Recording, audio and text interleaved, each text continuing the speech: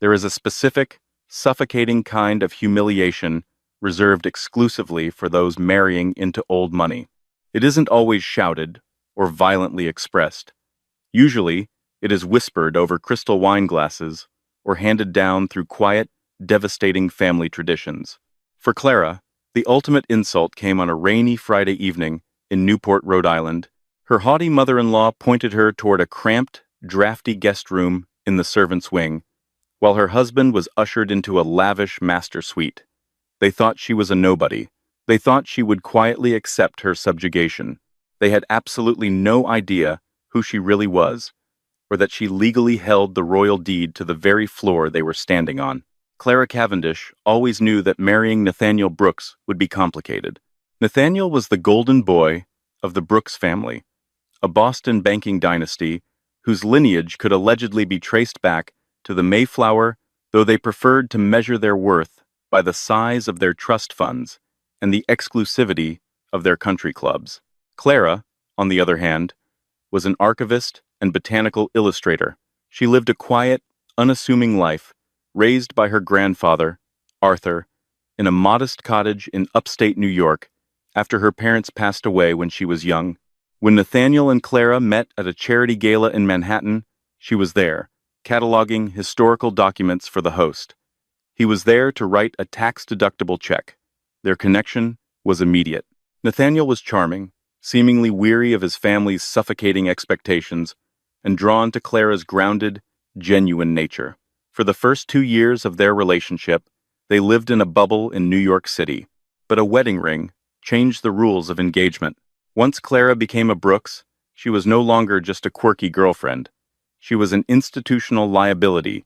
The matriarch of the family, Eleanor Brooks, made her disdain known from the moment she first laid eyes on Clara's unbranded vintage dress. Eleanor was a woman carved from ice and diamonds, whose social currency was built on exclusion. She spoke in veiled insults, weaponizing etiquette to make Clara feel small. It is so refreshing that Nathaniel chose someone who doesn't care about appearances, Eleanor had said at their rehearsal dinner, her eyes scanning Clara's simple pearl necklace. Most girls would have insisted on proper heirloom jewelry for a wedding like this. But you make do with what you have. It's quaint. Clara had swallowed the insult, gripping Nathaniel's hand under the table. He had squeezed back, a silent promise that they were in this together. But as the months of their marriage wore on, Clara began to notice a shift in her husband. Whenever his family was involved, Nathaniel's backbone seemed to dissolve. He would excuse his mother's microaggressions, dismiss his sister Victoria's blatant rudeness, and tell Clara she was simply misunderstanding their sense of humor. The true test of their marriage arrived in late August, during the Brooks family's annual end-of-summer retreat to Highcliffe Manor. Highcliffe was a sprawling, Gilded Age monstrosity perched on the cliffs of Newport, Rhode Island. It was the crown jewel of the Brooks estate, a 70-room mansion with manicured lawns, sweeping ocean views, and a history of hosting senators, diplomats, and old-world royalty. Attendance at the August retreat was mandatory for the family, a 2-week affair of sailing, cocktail parties, and relentless social maneuvering. Clara dreaded the trip. She had spent the weeks leading up to it, packing and repacking, trying to find clothes that wouldn't draw Victoria's sneers or Eleanor's backhanded compliments. To add to her stress, she was mourning. Her beloved grandfather, Arthur, had passed away peacefully in his sleep just 2 months prior. Clara was still untangling his affairs. He had left her everything he had, which she assumed consisted of his old books, his cottage, and a few modest savings accounts. His attorney, a man named Thomas Abernathy, from a prestigious London firm, had been trying to reach her for weeks, sending heavy, wax-sealed envelopes that Clara had been too grief-stricken to open. She had packed the latest bundle of documents in her leather tote bag, promising herself she would review them during the quiet moments in Newport. The drive up to Rhode Island was tense. Rain lashed against the windshield of Nathaniel's Range Rover, mirroring the dark knot forming in Clara's stomach. "Just try to play along this weekend, Clara," Nathaniel said, his eyes fixed on the slick road. "Mother is already stressed about hosting the regatta dinner on Saturday. Let's not give her any reasons to criticize. Clara turned to look at her husband, her heart sinking. Let's not give her any reasons. As if Clara's mere existence wasn't reason enough for Eleanor to sharpen her claws. I am always polite, Nathaniel. I'm not the one who initiates the hostility. I know, I know, he sighed, rubbing his temples. Just keep your head down. It's only 2 weeks. When the iron gates of Highcliffe Manor finally loomed out of the fog, Clara felt a chill that had nothing to do with the damp New England weather. The house was an imposing structure of gray stone and dark, sweeping roofs, looking more like a fortress than a summer home. As they pulled into the circular driveway, the heavy oak front doors swung open. A butler, flanked by 2 housekeepers, stepped out with umbrellas, and waiting in the grand foyer, holding a crystal glass of sherry, was Eleanor Brooks. The games were about to begin. The grand foyer of Highcliffe Manor smelled of lemon polish, old money, and sea salt. As Clara stepped inside, shaking the rain from her coat, Eleanor approached them with the grace of a predatory bird. She kissed Nathaniel warmly on both cheeks, her eyes lingering adoringly on her son. When she turned to Clara, her smile didn't quite reach her eyes. "Clara, you look tired," Eleanor remarked smoothly, handing her empty glass to a passing maid. "The drive from the city must have been taxing. I suppose you aren't used to long journeys without a chauffeur." "The drive was fine, Eleanor," Clara replied evenly, keeping her voice steady. "Thank you for hosting us." "Of course. Family is everything to the Brooks," Eleanor said, emphasizing the word Brooks. "Now, the staff will take your luggage up. Nathaniel, darling, your usual suite is prepared. The Admiral suite in the West Wing. I had them air it out, just the way you like." Nathaniel smiled, looking relieved. "Thanks, Mother. The Admiral suite is perfect." Clara waited for Eleanor to mention their shared room, but the older woman turned her attention back to the butler. "Thompson, please ensure Mrs. Brooks' bags are taken to the blue room in the East Wing." The silence that followed was so profound that Clara could hear the ticking of the grandfather clock in the hallway. She blinked, her mind struggling to process what had just been said. The East Wing, the blue room. "Excuse me?" Clara said, her voice dropping an octave. "Did you say the blue room? Nathaniel and I are married. We share a room."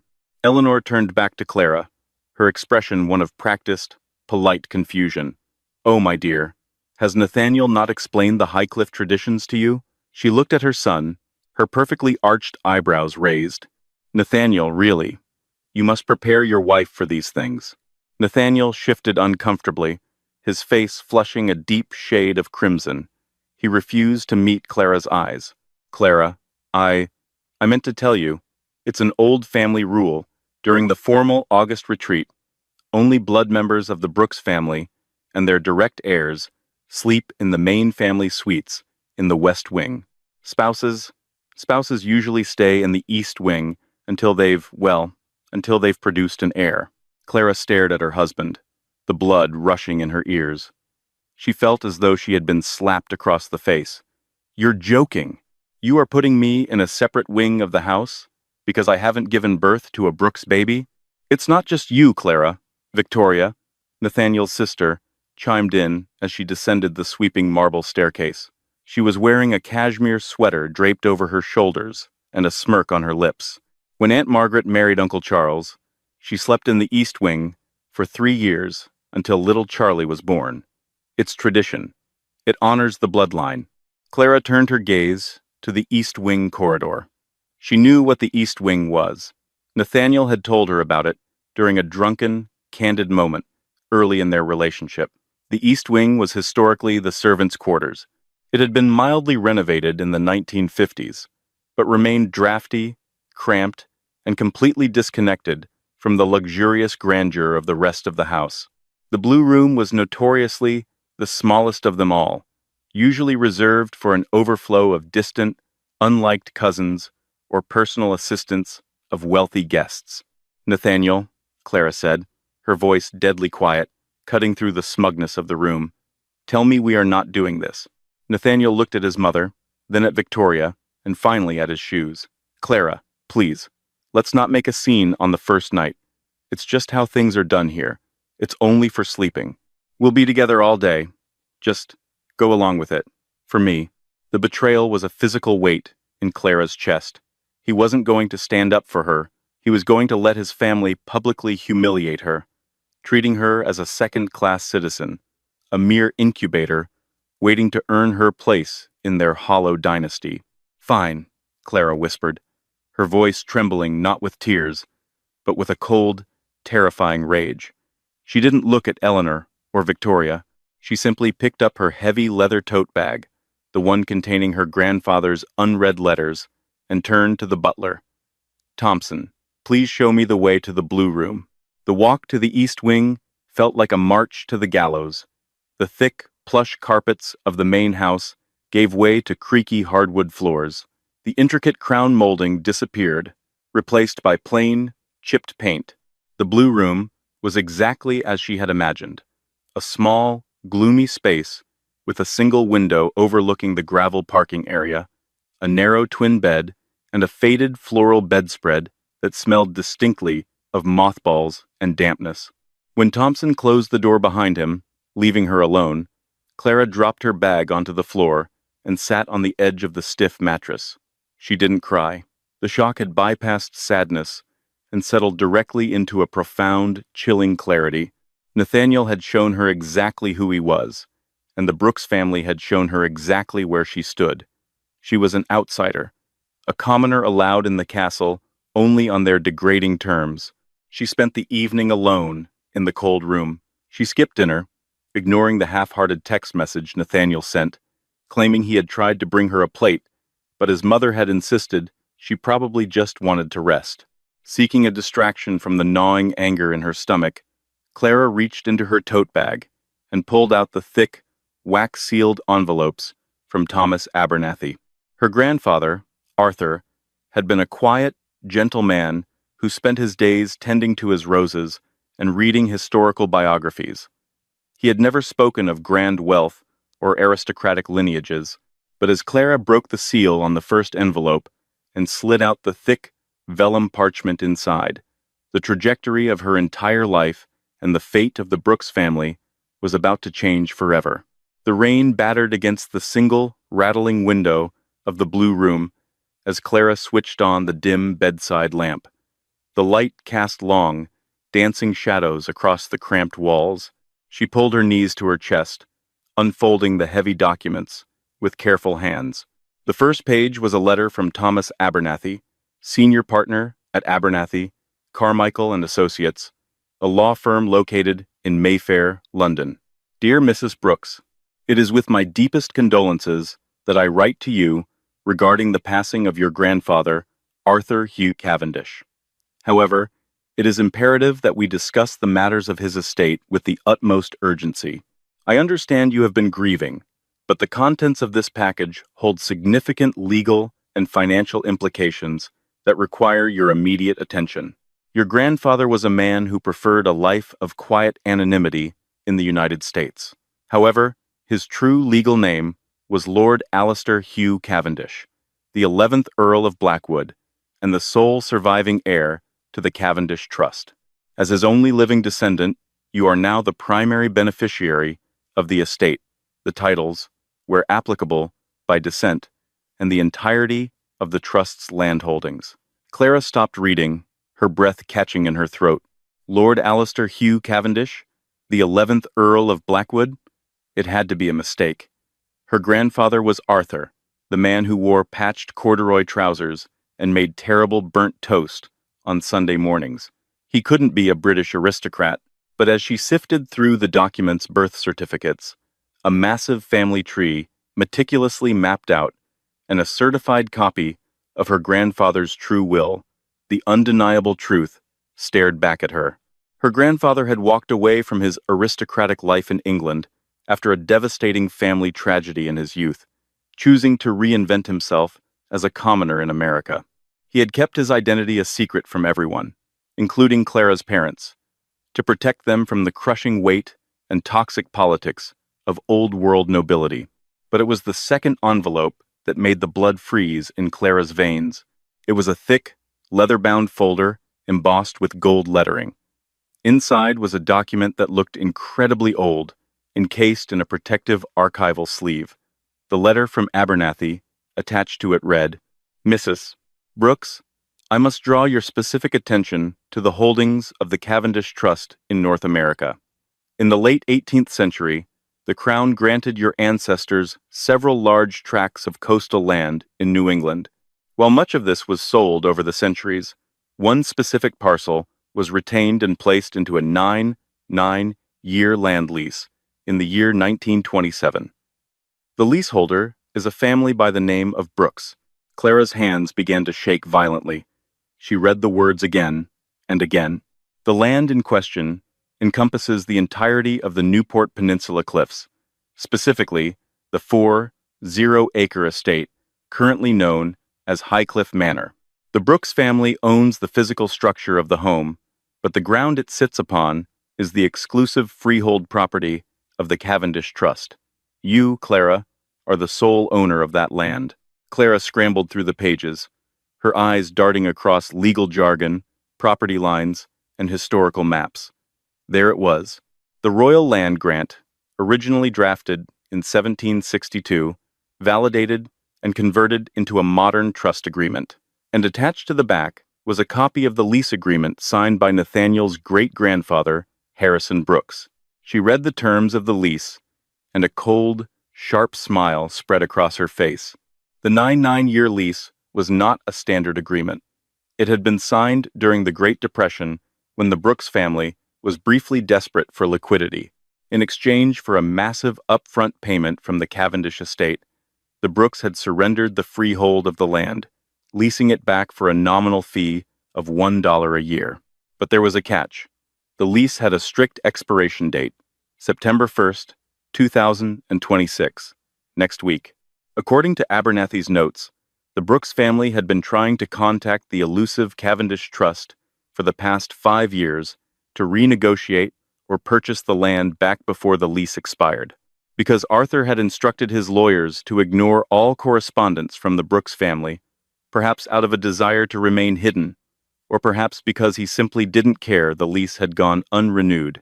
If a new agreement was not signed by September 1st, the terms of the original contract dictated that the land and any permanent structures built upon it would legally revert to the complete ownership of the Cavendish estate. Clara looked around the miserable, damp blue room, the peeling wallpaper, the tiny bed. She thought of Eleanor's smug face. She thought of Victoria's cruel laughter. And, most painfully, she thought of Nathaniel, the man who had promised to love and protect her, sleeping comfortably in his luxurious Admiral suite, while she was banished to the servants' quarters like an unwanted stray dog.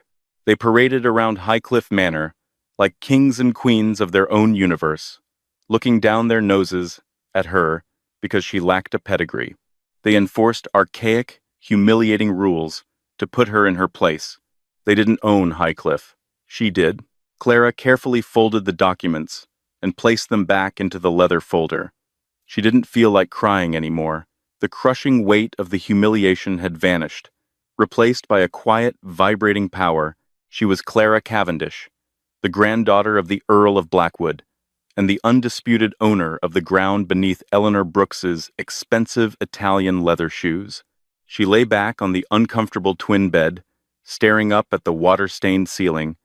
The weekend was just beginning.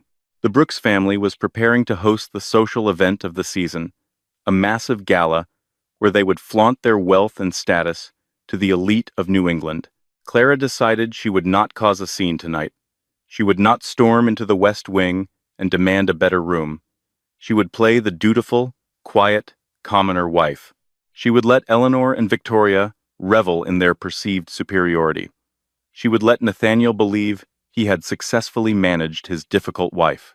She would let them climb to the very peak of their arrogant pedestal, because the higher they climbed, the harder the fall would be when she finally pulled the ground out from under them. Clara reached over and turned off the small bedside lamp. For the first time since she had arrived at Highcliffe Manor, she closed her eyes and slept soundly. The morning sun did little to warm the damp chill of the blue room. Clara awoke to the sound of seagulls crying over the Atlantic, her body stiff from the unforgiving mattress. For a fleeting second, the events of the previous night felt like a bizarre, terrible nightmare.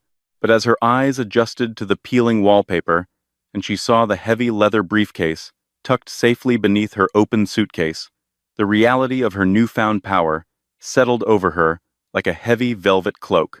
She was no longer the helpless, out-of-place archivist trying to win the approval of a family that despised her.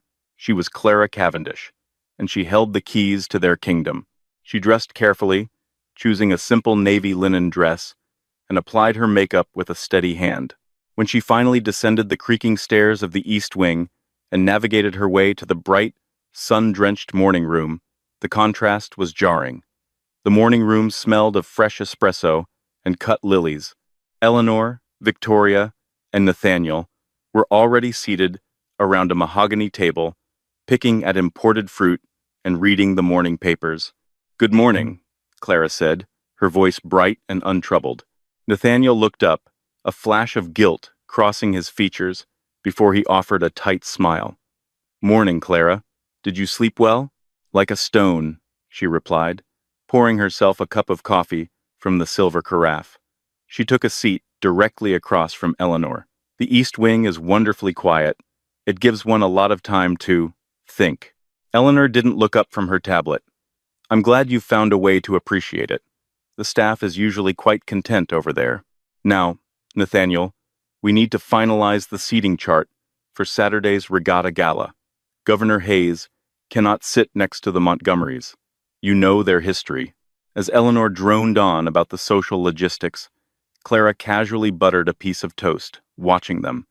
The arrogance was palpable, but beneath it, Clara noticed something she hadn't seen before. A subtle, vibrating tension. Nathaniel kept checking his phone, his leg bouncing nervously under the table. Even Victoria, usually languid and detached, was obsessively biting her thumbnail. "Mother, has Mr. Preston called back?" Nathaniel interrupted, his voice hushed. Mr. Preston was the Brooks family's lead attorney. Eleanor's jaw tightened. She shot a warning glance toward Clara, but Clara pretended to be entirely engrossed in her blackberry jam. "No, Nathaniel, he hasn't. But I refuse to ruin my morning worrying about bureaucratic incompetence. It will be handled. The Brooks family has held Highcliffe for generations. We aren't going to let some faceless, foreign trust fund push us around over a technicality." Clara took a slow sip of her coffee to hide her smile. A technicality. That was what they were calling the expiration of the nine-year land lease. "If they don't answer by Saturday midnight, it goes into default, Mother," Victoria snapped, dropping her pretense of calm. "Do you realize what that means? We could lose the grounds. We couldn't even walk out the front door without trespassing." "Keep your voice down, Victoria," Eleanor hissed, her eyes darting to Clara. "This is a private family matter." Clara wiped her mouth with a linen napkin and stood up, the picture of innocent oblivion. "Is everything all right? If you have family business to discuss, I can take my coffee out to the gardens. I wouldn't want to intrude on anything permanent." Nathaniel sighed, rubbing his face. "It's fine, Clara. Just some boring real estate paperwork regarding the estate's boundaries. Nothing you need to worry about." "All right," Clara said softly. "I'll be out on the cliffs if you need me." She walked out through the French doors, the sea breeze instantly whipping her hair around her face. Once she was safely out of earshot, standing at the very edge of the manicured lawn where it met the rugged Rhode Island cliffs, Clara pulled out her phone. She dialed the international number on Thomas Abernathy's letterhead. It rang twice before a crisp, British voice answered. "Abernathy, Carmichael, and Associates. Thomas Abernathy speaking." "Mr. Abernathy," Clara said, the wind threatening to steal her words. "This is Clara Brooks, or rather, Clara Cavendish." There was a sharp intake of breath on the other end of the line. "Lady Clara, thank heavens. I have been trying to reach you for weeks. Please accept my most profound condolences for your grandfather's passing. Lord Alistair was a remarkable man. Thank you, Thomas. I've read the documents. All of them. Then you understand the gravity of the situation regarding the North American holdings," Abernathy said, his tone turning strictly professional. Specifically, the Highcliffe Estate lease. It expires on Saturday, September 1st, at precisely midnight. The Brooks family's legal counsel has been bombarding our offices with frantic offers. They are willing to pay an astronomical sum to renew the lease for another 50 years. Clara looked back over her shoulder at the sprawling, arrogant mass of Highcliffe Manor. She saw Eleanor barking orders at a gardener through a window. She thought of the cold, damp, blue room.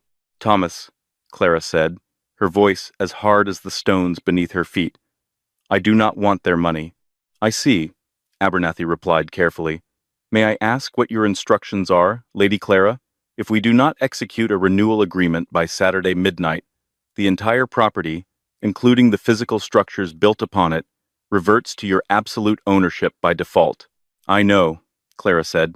"I want you to ignore all correspondence from their lawyers, but I need you to send a representative to Highcliffe Manor this Saturday night, someone official. Send them to the gala." "A representative to do what, exactly?" "To inform them," Clara smiled coldly, "that their lease has not been renewed, and the new owner of the estate is ready to take possession." The next 48 hours passed in a blur of frantic preparations. The Brooks family was preparing to host 300 of New England's most elite socialites for the annual end-of-summer regatta gala. Delivery trucks constantly rumbled up the gravel driveway, unloading thousands of white hydrangeas, crates of vintage champagne, and a small army of caterers. Throughout it all, Clara played her part flawlessly. She stayed out of Eleanor's way, nodded politely at Victoria's barbed comments about her quaint upstate upbringing, and accepted Nathaniel's half-hearted apologies for neglecting her. Nathaniel was a ghost, consumed by hushed phone calls and panicked meetings with his mother in the library. He had completely abandoned Clara to the isolation of the East Wing, only seeking her out when he needed to keep up the appearance of a happily married man in front of the staff. Saturday evening arrived with a heavy, oppressive humidity. Clara stood in front of the small, spotted mirror in the blue room, smoothing down the skirts of her gown. She had forgone the extravagant, sequined monstrosities that Victoria and Eleanor favored. Instead, she wore a vintage, floor-length gown of deep emerald silk that had belonged to her grandmother. It was understated, elegant, and commanded a quiet, undeniable presence. Around her neck, she wore a simple gold locket containing a picture of Arthur. When she walked down the grand staircase to join the party, the foyer was already packed with men in tuxedos and women dripping in diamonds. A string quartet played softly in the corner.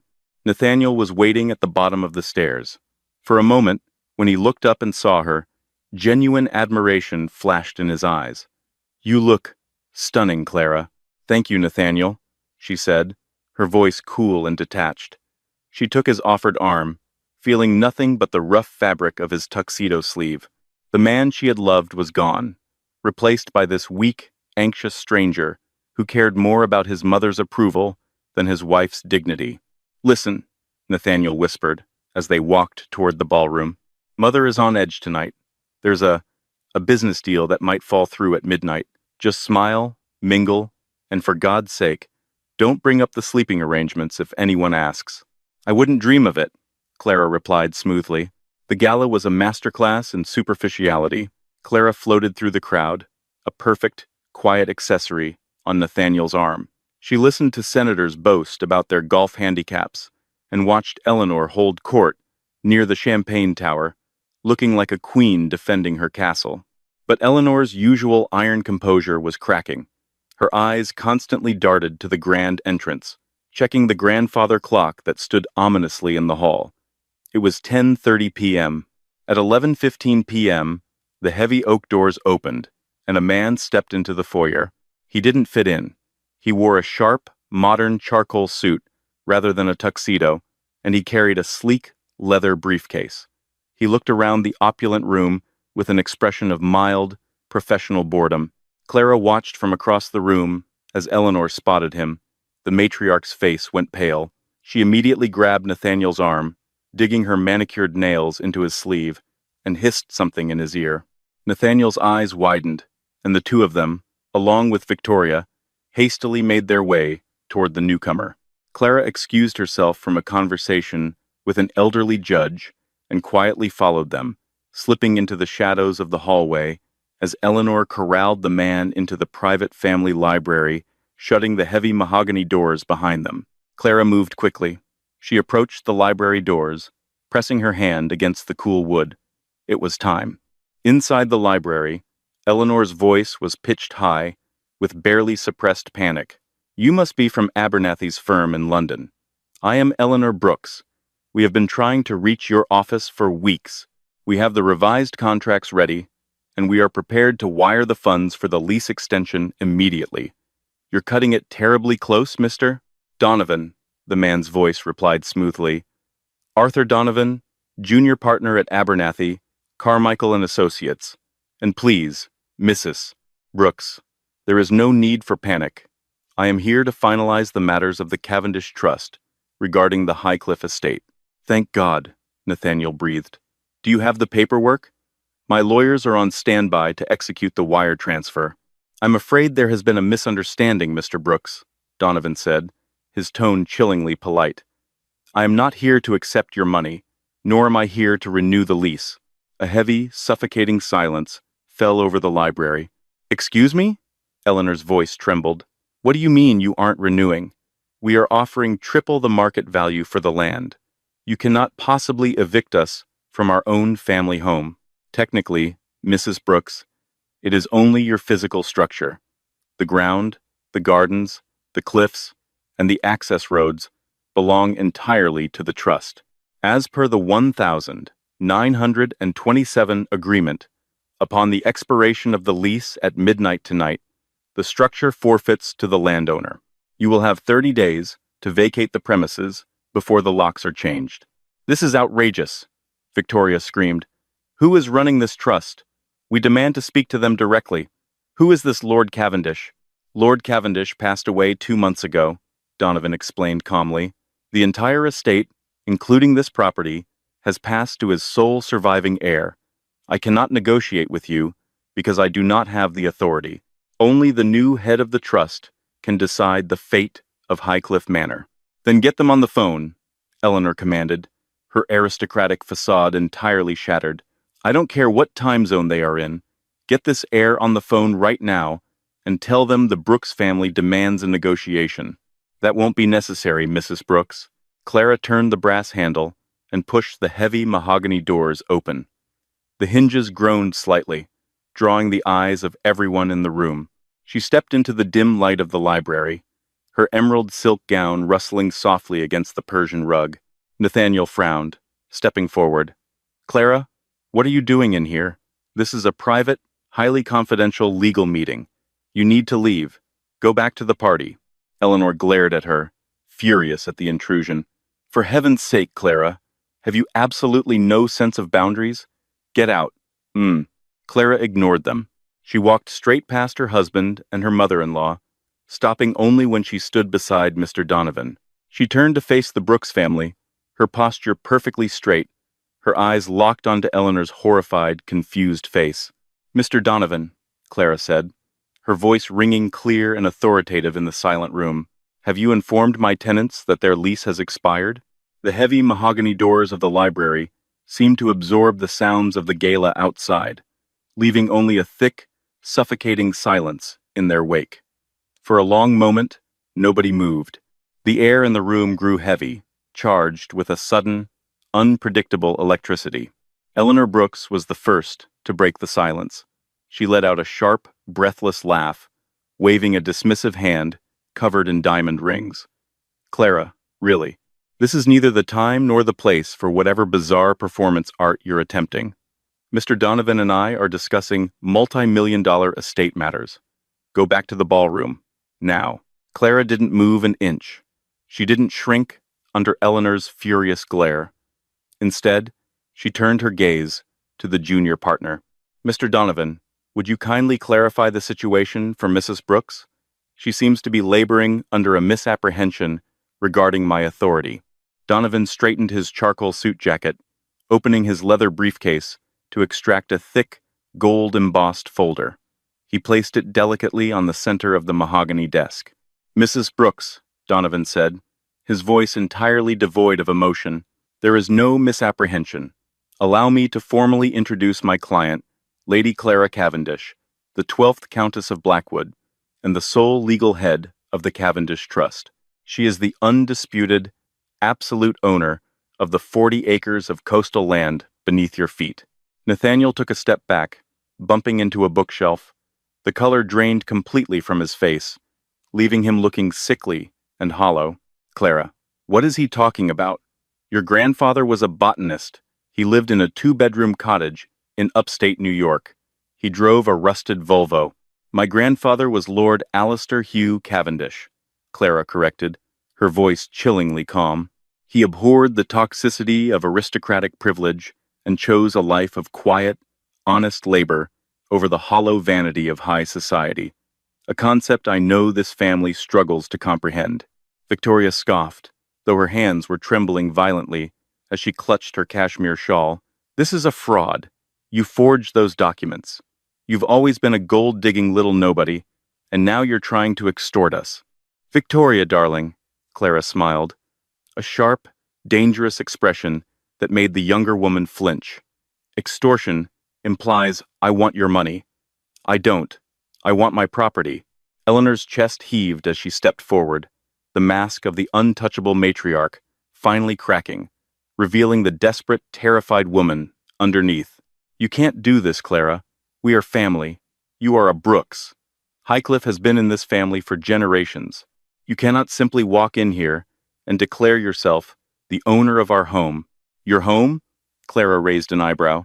"That's fascinating, Eleanor, because just yesterday, you made it exceptionally clear that I am not part of this family.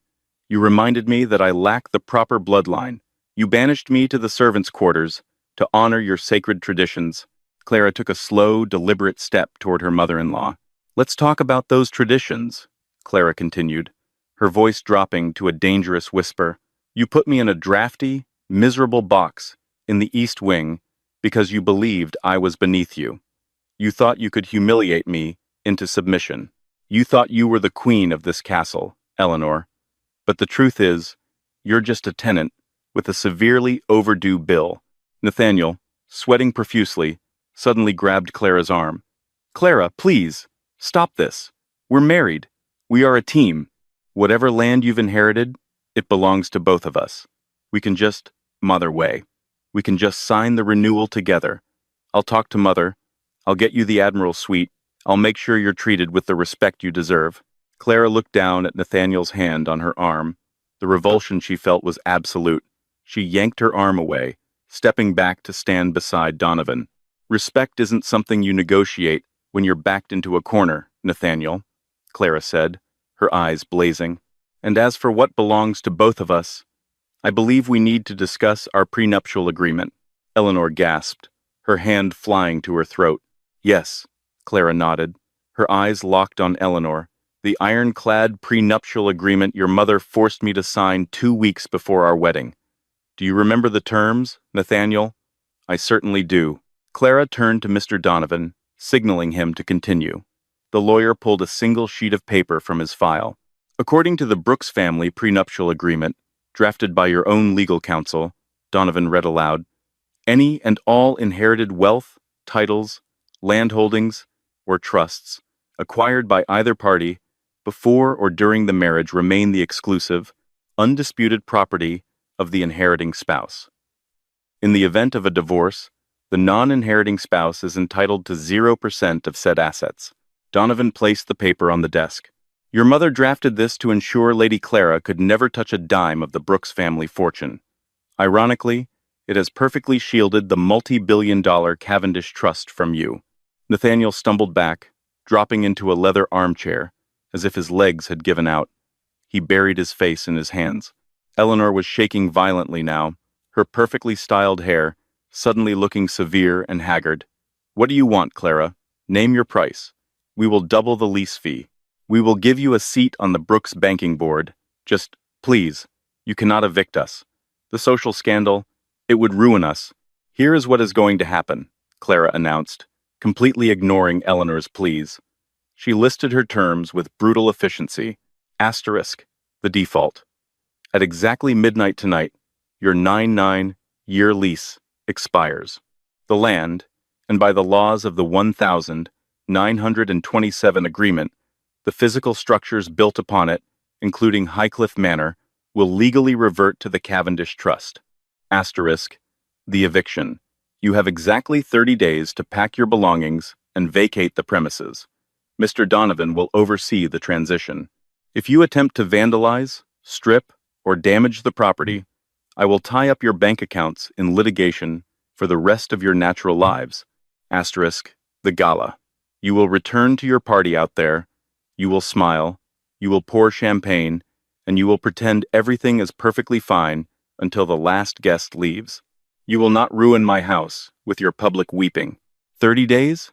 Victoria shrieked, tears of sheer panic ruining her mascara. Where are we supposed to go? Our Boston townhouse is being renovated. We have nowhere to put all our things. I hear the blue room in the East Wing is available, Clara said deadpan, though I wouldn't recommend the mattress. The heavy, brass pendulum of the grand hallway clock swung with a terrifying finality. Bong. The first strike of midnight reverberated through the thick mahogany walls of the library, cutting through the stunned silence like a gavel striking wood. Bong. Clara did not wait to watch the Brooks family disintegrate any further. She had delivered her verdict, and the execution of their vanity was no longer her concern. Turning her back on their pale, horrified faces, she let the heavy library doors click shut behind her. The sound severed her completely from the toxic labyrinth of their dynasty. As she walked back down the opulent main corridor, the juxtaposition of the house was almost cinematic. From the grand ballroom to her left, the lively, oblivious sounds of a string quartet playing a sweeping waltz spilled out into the foyer. 300 of New England's wealthiest socialites were currently sipping vintage champagne, laughing at terrible jokes, and wholly unaware that their haughty hosts had just been legally rendered homeless. Clara didn't pause to mingle. She bypassed the sweeping marble staircase, leading to the luxurious West Wing, the wing she was never deemed worthy enough to inhabit, and made her way down the narrow, uncarpeted hallway to the East Wing. When she stepped back into the blue room, the chill of the space hit her differently. Just hours ago, the peeling floral wallpaper, the drafty single-pane window, and the narrow, stiff twin bed had felt like a meticulously designed prison meant to break her spirit. Now, the room was nothing more than a temporary waiting area. The smell of mothballs and damp wood no longer held any power over her. Clara opened her scuffed leather suitcase on the miserable little bed and began to pack. She folded her modest linen dresses and soft cardigans with a methodical, soothing rhythm. A profound, buoyant lightness had taken root in her chest. The crushing, suffocating weight of trying to twist herself into a shape that the Brooks family might finally accept had vanished entirely. She was Clara Cavendish. She was exactly who she was supposed to be. The floorboards in the hallway groaned. A moment later, the cheap wooden door of the blue room pushed open. Nathaniel stood in the doorframe, looking as though he had physically aged 10 years in the span of 20 minutes. His expensive, tailored tuxedo hung awkwardly on his frame, his bow tie was undone, and his eyes were completely bloodshot. The arrogant, untouchable golden boy of Boston banking had been reduced to a frantic, trembling mess. "Clara, please," he choked out, stepping into the cramped space. He reached out, his hands hovering in the air as if he wanted to touch her, but was too terrified of the consequence. "Please, don't do this. Don't throw our entire marriage away over a petty, vindictive revenge. I know you're angry. You have every right to be angry, but we can fix this. I love you." Clara paused, her hands resting on a folded sweater. She looked at her husband, truly looked at him, stripping away the handsome charm and the familiar smile she had once fallen in love with. Beneath it all, she saw nothing but a frightened, spineless little boy who had spent his entire life hiding behind his mother's wealth and his family's manufactured prestige. "You do not love me, Nathaniel," Clara said softly. Her voice carried no malice, only a cold, clinical certainty. You loved the idea of a quiet, unassuming wife who would make you feel grounded, someone who wouldn't challenge your family's suffocating authority. You wanted an accessory, a pet. That's not true. I stood by you. You let me sleep in a servant's quarters, Nathaniel, she stated, her eyes locking onto his with an unyielding intensity. You watched your mother point me toward this damp, miserable box, and you nodded along. You drank vintage scotch in your luxurious Admiral suite, while I shivered under a moth-eaten blanket. You let your sister insult my upbringing. You let your mother degrade my very existence. And you only miraculously found your backbone the exact second you realized I held the royal deed to your inheritance. Nathaniel swallowed hard, tears finally spilling over his eyelashes. I was weak. I admit it, Clara. I was a coward. But we took vows, for richer or poorer. Remember? We are a team. Whatever land you've inherited, it belongs to both of us now. We can fire my mother's lawyers. We can sign the renewal together. You can have the master suite. We can rule Highcliffe together. Just you and me. Clara actually smiled. A tragic, hollow expression. You still don't get it. Respect isn't something you get to desperately negotiate when you're backed into a corner and staring down the barrel of an eviction notice.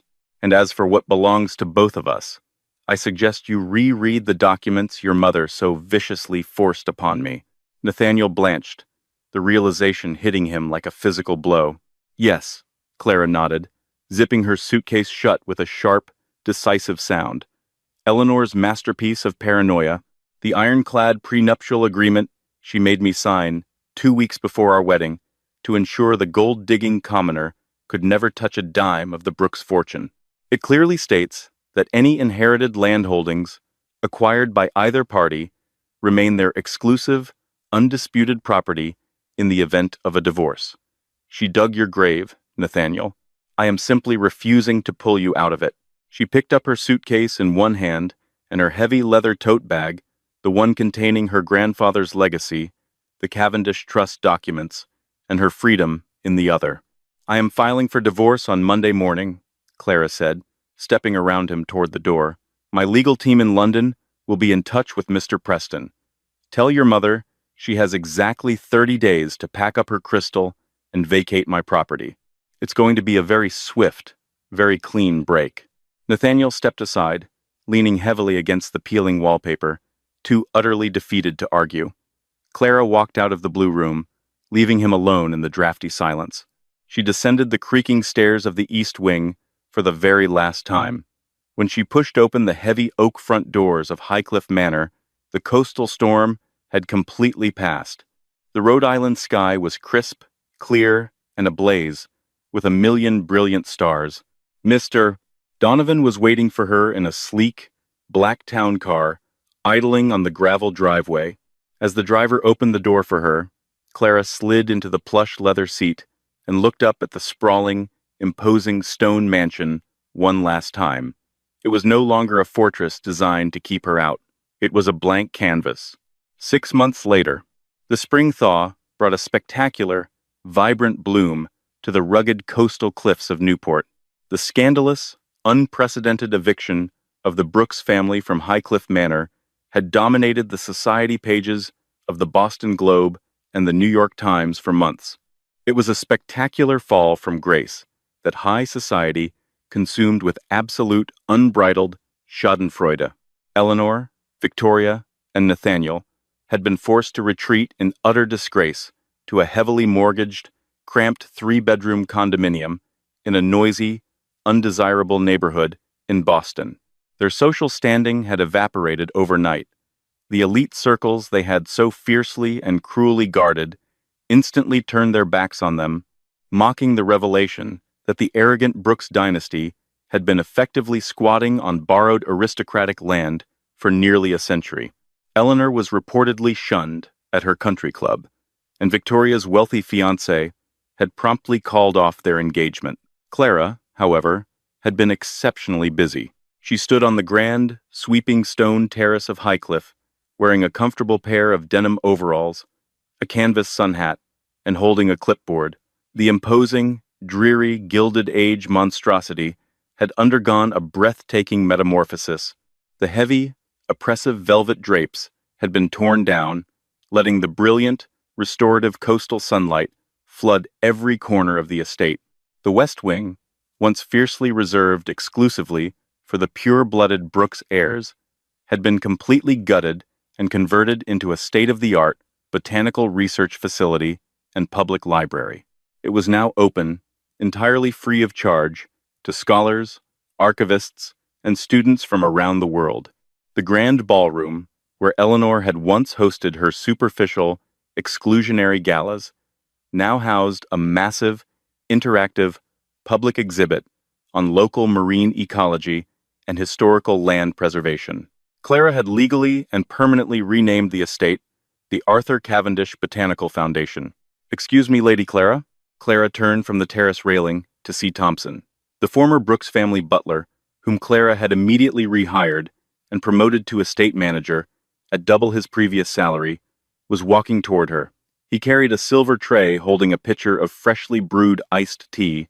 "Just Clara is fine, Thompson. You know that." She smiled warmly, setting her clipboard down on a patio table. "Of course, Clara," Thompson smiled back. The tight, anxious, subservient posture he had been forced to maintain under Eleanor's tyrannical reign was completely gone. He looked relaxed, healthy, and genuinely happy. "I just wanted to let you know that the new shipment of heirloom English rose bushes has arrived from London. The landscaping team is preparing to plant them outside the East Wing." "Wonderful," Clara said, accepting a cold glass of tea. "Please tell the foreman to be gentle with the roots. The coastal soil is still a bit rocky on that side." Clara took a sip of her tea and let her gaze drift toward the East Wing. The transformation there was perhaps her favorite achievement. She had overseen the renovations personally. The drafty walls had been heavily insulated, the ancient plumbing ripped out and modernized, and the peeling, depressing wallpaper replaced with bright, vibrant, breathable paint. The cramped, degrading servant quarters had been turned into luxurious, welcoming guest suites for visiting artists and scientists. And the blue room was gone. Clara had knocked down the walls, separating it from the adjacent storage closets, expanding the space tenfold. In its place was Clara's personal botanical illustration and design studio. It featured massive, floor-to-ceiling bay windows that provided an unobstructed, sweeping view of the Atlantic Ocean. The space was warm, fiercely independent, and constantly filled with the rich scent of fresh potting soil, blooming hydrangeas, and watercolor paints. She took a deep breath of the salty sea air, the coastal breeze playfully ruffling the loose hair, escaping her sun hat. She had walked through the iron gates of Highcliffe Manor as an outsider, a commoner forced to sleep in the cold shadows of someone else's towering arrogance. She had been tested, belittled, and pushed to the very margins, but she had emerged as the master of her own extraordinary destiny. She had torn down a century-old legacy of exclusion and cruelty to build a future rooted in growth, light, and unquestionable, quiet power. Some families build their empires on vanity and the degradation of others. Clara Cavendish had decided to build hers on the firm, unyielding ground of truth, and as she looked out over the empire she had rightfully reclaimed, Clara decided that the view from the top had never been more beautiful. What an absolutely satisfying turn of events. Clara's journey from a belittled outsider to the master of the manor proves that true power doesn't come from loud arrogance, but from quiet strength and knowing exactly who you are.